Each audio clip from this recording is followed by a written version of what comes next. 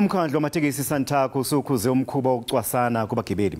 Lokhu kuza njengoba kunexhala elikhulu ngegciwane iCovid-19. Le nhlangano iqale umkhankaso wokufutha nokuhlanza ngamakhemikhali abulala amagciwane izikhumulo zamatekisi eGoli namhlanje ngemizamo yokunqanda ukusabalala kwegciwane endaweni egcwala abantu.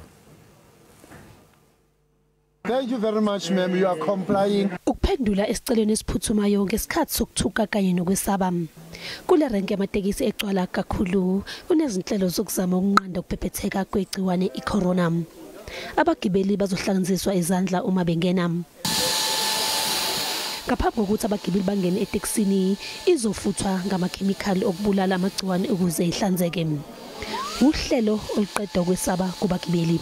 I'm happy about it because they avoid that cross-contamination to other people.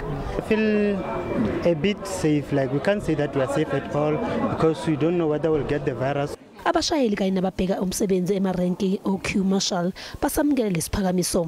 Ngijabulile nje ukuthi bafike la bekwazi ukusibonisa ukuthi banathi ngoba singo driver ukuthi basibonise ukuthi kumele sivikele kanjani for icorona ngoba yiyo manje esinenkinga icorona.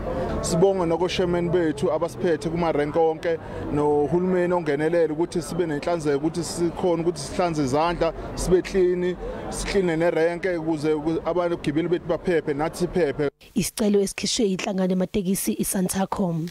We are not doctors and we are not going to be judges of who has coronavirus or not. And I'm appealing to all my taxi drivers, nobody should be alighted from your taxis. Ukukhuculula emarenke kuzokwenziwa kabili ngosuku.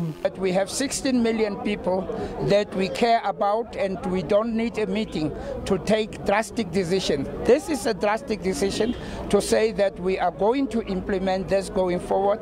Kuzodingeka isabelo imali esingaphezulu ku-120 wezigidi zamarandi ukuhlanza amarenke kuzwelonke.